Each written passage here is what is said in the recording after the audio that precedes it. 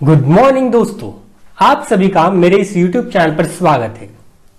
कक्षा 6वीं सामान्य विज्ञान की श्रृंखला में आज हम देखेंगे घटक क्रमांक 14 light and formation of shadow, प्रकाश और छाया का निर्माण।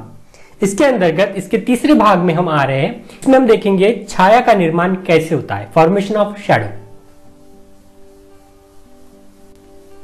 दोस्तों, छाया का निर्माण कैसे होता है यह जानने के लिए हमने अभी तक जो प्रकाश का संचरण और प्रकाश का परावर्तन यानी propagation of light and reflection of light के बारे में जो जानकारी प्राप्त की है उसकी ओर ध्यान देना आवश्यक है। दोस्तों, इसके लिए एक प्रयोग करेंगे। छाया का निर्माण कैसे होता है यह जानने के लिए एक छोटा प्रयोग करेंगे। कोई भी एक टॉर्च लेंगे, उस टॉर्च का प्रकाश किसी दीवार पर डाल देंगे, यानी किसी दीवार पर उसका प्रकाश डालेंगे। अब अपने मित्र को टॉर्च और दीवार के मध्य भाग में खड़ा करेंगे। टॉर्च और दीवार के मध्य भाग में अपने दोस्त को खड़ा करेंगे इस प्रकार से, जैसे चित्र में दिखाया गया है कि कोई टॉर्च लेंगे और टॉर्च का प्रकाश अपनी दीवार पर डाल देंगे। अब अपने मित्र को उसके बीच में खड़ा करेंगे। हमको क्या दिखाई देगा, क्या होता है?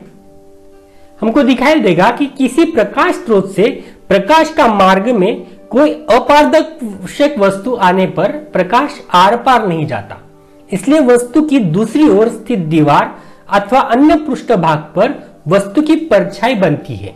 इसी परछाई को उस वस्तु की छाया कहते हैं, यानी शैडो कहते हैं। शैडो कैसे निर्माण होती है? इसी प्रकार की निर्माण होती है कि प्रकाश और प्रकाश स्रोत और प्रकाश के मार्ग में किसी पृष्ठभाग के बीच में कोई वस्तु आ जाती है, कोई दिक्कत आ जाती है, कोई अड़थड़ा आ जाता है, तो उस अड़थड़ा का प्रकाश परछाई दूसरे पृष्ठभाग पर पड़ती है और इसी को छाया कहते हैं। किसी प्रकाश स्रोत के प्रकाश मार्ग में कोई अपारदर्शक वस्तु जिससे प्रकाश स्रोत आर पार नहीं जाता, इसलिए वस्तु की दूसरी ओर स्थित दीवार अथवा अन्य पृष्ठभाग पर वस्तु की परछाई पड़ती है। इसी परछाई को उस वस्तु की छाया कहते हैं।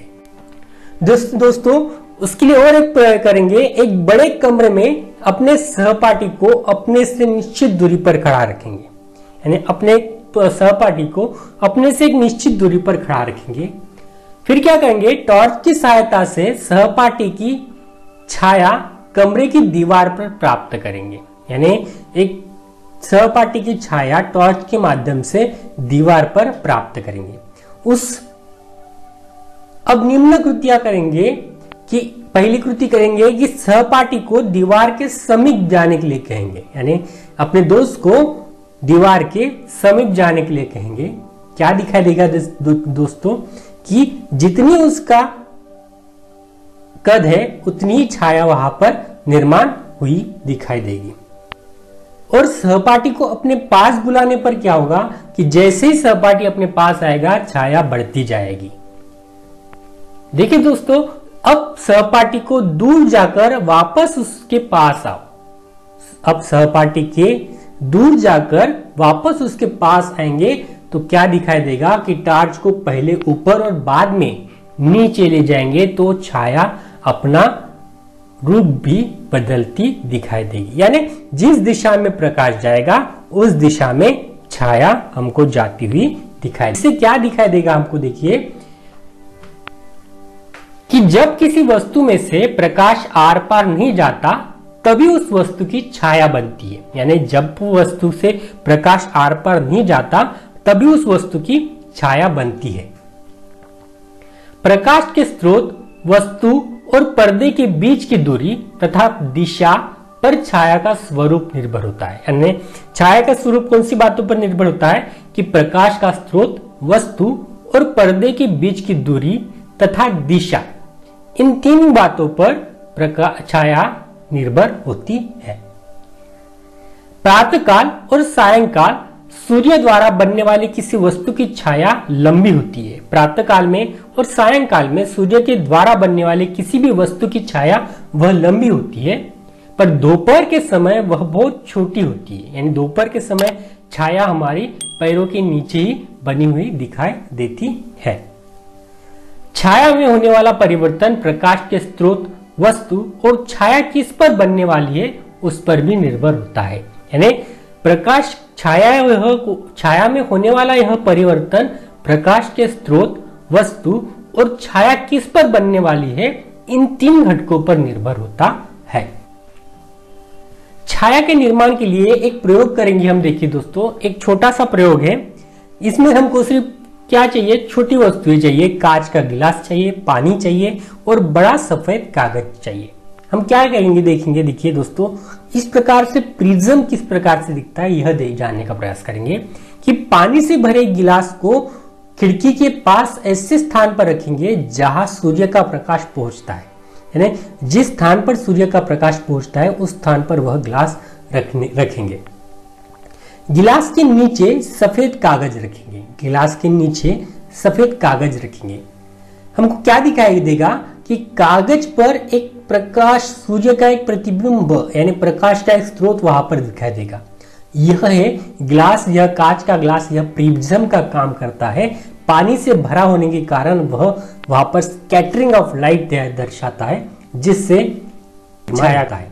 एक दूसरा, इसी के आधार पर एक दूसरा प्रयोग भी कर सकते हैं कि प्रयोग में क्या है। देखिए दोस्तों, साबुन का पानी और छोटा तार लेंगे। एक छोटे तार को क्या करेंगे कि किसी पतले तार को मोड़कर एक छल्ला बनाएंगे।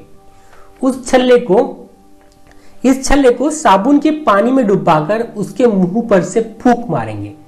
जो हम बचपन में करते थे कि छल्ला बनाकर साबुन के पानी में भिगोकर उसको फूंक मारते थे। फूंक मारने से क्या होगा कि पानी की बुलबुलें तैयार हो जाएगी, साबुन की पतली फिल्म गुब्बारे जैसी दिखाई देगी और इसमें से आकर्षक इंद्रधनुष के रंग दिखाई देंगे। इससे आकर्षक इंद्रधनुष के रंग दिखाई देंगे। इस प्रकार के प्रयोग हम कर सकते हैं। इसी प्रकार का एक प्रयोग हम सीढ़ी पर भी कर सकते हैं। सीढ़ी को देखेंगे तो सीढ़ी के ऊपर प्रकाश की किरणें जैसे पड़ती है तो वहां से सप्तरंगी इंद्रधनुष की रंग हमको दिखाई देंगे। और इस प्रकार से छाया के द्वारा और प्रकाश के द्वारा इस प्रकार से छोटे छोटे प्रयोग करके घर में करके इसकी बहुत गहराई तक अध्ययन कर सकते हैं। दोस्तों,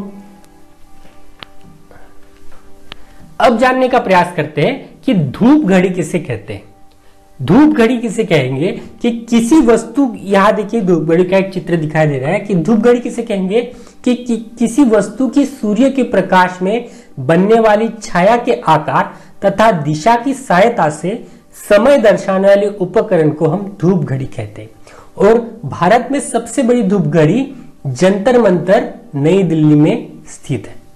यानी यह क्या होता है कि किसी वस्तु की सूर्य के प्रकाश में बनने वाली छाया के आकार तथा दिशा में सहायता से समय दर्शाने वाली उपकरण को हम धूप घड़ी कहते हैं। देखिए दोस्तों, एक महान वैज्ञानिक है सर सीवी रमन। यह भारतीय वैज्ञानिक में एक सबसे बड़ा स्थान रखते हैं। यह भारतीय वैज्ञानिक सर सीवी रमन द्वारा प्रस्तुत किया गया प्रकाश का विकिरण संबंधी शोध रामन प्रभाव, रमन इफेक्ट के रूप में जाना जाता है। यह प्रभाव उन्होंने 28 फरवरी 1928 को यह शोध लिया था।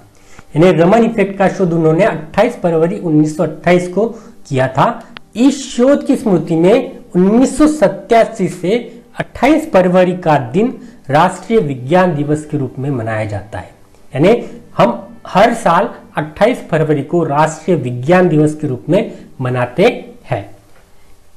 सीवी रमन ने प्रकाश और छाया पर जो भी रिसर्च किए, इसके लिए उनको नोबेल पारितोषिक से भी सम्मानित किया गया था। और इनकी जानकारी हम गूगल पर सर्च कर सकते हैं। तब हम आगे की जानकारी लेके फिर हाजिर होंगे। धन्यवाद दोस्तों।